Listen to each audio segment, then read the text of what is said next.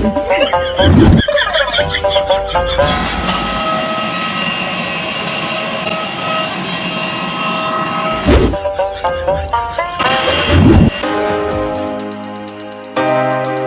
ang pasalubong ng aking kaibigan, si Kuya Lito, si Papi.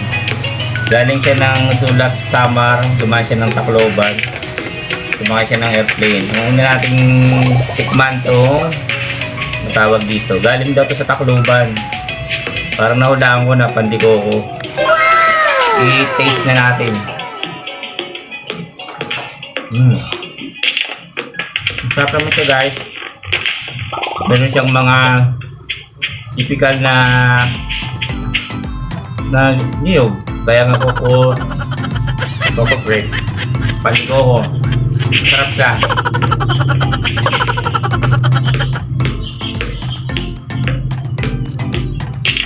Dahil doon sa Tacloban. Next nating tikman. Sinamang. Ano ba to? Cheese bread. Ordinary lang may itsura niya. Parang ano lang dito. Tingnan lang natin kung magkaiba yung lasa. Sarap siya.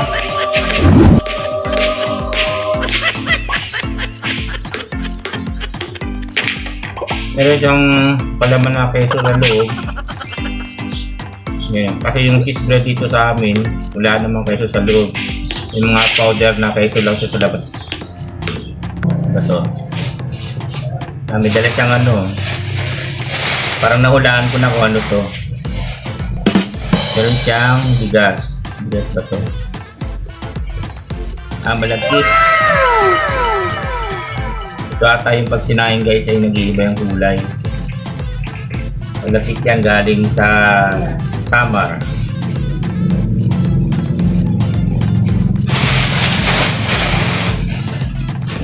And then meron siyang dalang mga isda na hindi ko alam kung anong tawag sa isda na to. Para ito yung mga isda flying fish ata. Ang tawag sa keso ng isda na to ay aswang. Nung bata pa kami, guys, ano to eh, hindi kami kumakain ito. Tinatakot kasi kami dahil itong isda daw na ito ay aswang kasi lumilipad. Kaya paghapon nagsisiuwian na kami sa bahay kasi ang bahay namin tabing dagat. Kasi dilipad na raw yung mga isdang aswang. Yun pala yun. Wala lang. And then, may dala siyang Iliw daw. ha? Iliw? Iliw. Iliw daw, guys, ang tawag ko sa isda na yun. Iliw. Parang giliw. Kami na yung aswang. Aswang. And then may dala siyang ano to? Luya. Ay, yung mga dilaw na luya. Kasi ano na siya, matanda na siya. Kaya mahilig siya sa mga herbal medicine. Dilaw na luya. Oh. And then may dala siyang ito na. Yan, ang bato. Doon, may dala siyang binabul. Binabul daw tawag dito. Ito, guys, ang dami. Magkano ba isa nito? Doon sa puno? 60 daw, guys, ang isang ganito. Hindi ko pa kita na dito. 60. May natitikman natin ito, guys. Ito matigas. Akala ko pakaskas. Ano ba ito? Bao. So, titikman natin to. First time ko makatikim nito. So, ito yung pinagmamalaki nila doon. Ngayon, iti-taste test na natin kung ano ba talaga sa actual lang lasa nito. Napapanood ko na ito sa mga vlogs, sa mga food review. And first time ko siyang matitikman. May mga pasali pa siya. Ayan. Ngayon, dito ko muna. Meron siyang etiketa. Hindi ko na mabasa yung etiketa.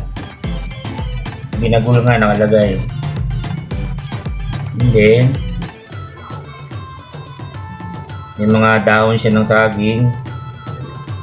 Excited na ako ah. Yun. Yun. Yun. Yun. May bao siya sa ilalim guys. Yung pinanglalagyan ng ano niya, yung bao.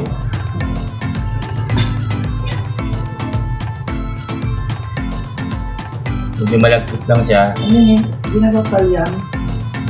Hindi gabi. Kalyang. Talyang. Talyang daw guys ang ginamit dito, di gabi. Ang alam ko, talyang yung parang kahabig din siya ng gabi, ano? Yung malalaki ang laman, yun yung talyang sa amin. So, titikman na natin.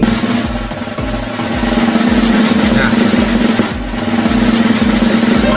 Hindi siya sa ngalang-ngalang.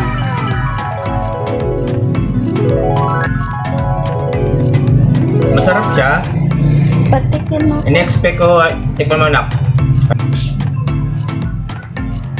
In-expect ko ano siya, yung nakakaumay siya na matamis. Hindi naman. Tama lang yung tamis niya. Lasang suman. May pagkahalog sa guys, ano, sa suman, kaya lang mas feeling yung texture niya, mas malambot.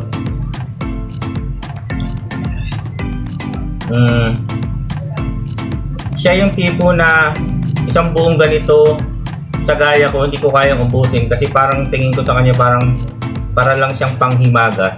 Para sa akin yun in short, para siyang ano, parang nakakaumay siya pag inubos mo lahat.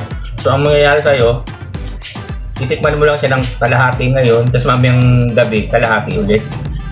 Kasi pag inubos mo siya ngayon, ito isang kainan ngayon, mauumay ka. Masarap siya.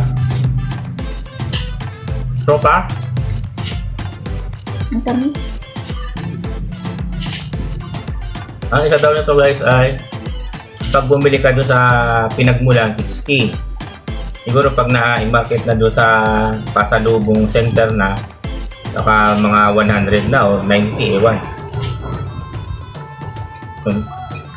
Dahil po siya, may nakakagat akong mani.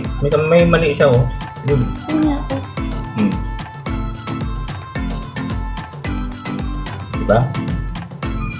Tapos sa loob niya, parang may mas ano siya, mas kiwi siya. Kiwi ba yun? Soft. Soft. Malambot na yung nasa loob. O yan. Sa pangkalahatan masarap siya.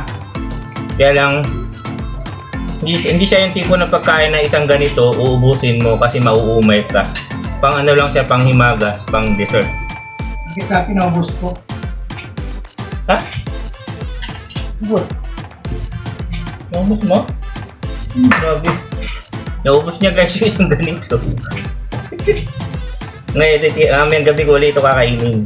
Masarap siguro So, yung ito pang pala ang malamig. binagol. So, meron pa kaming 2, 4, 5. Baka masarap siya pang malamig. Yung gusto ng binagol, mag-ano lang, mag-comment lang daw dito. Mag-comment ka lang dito.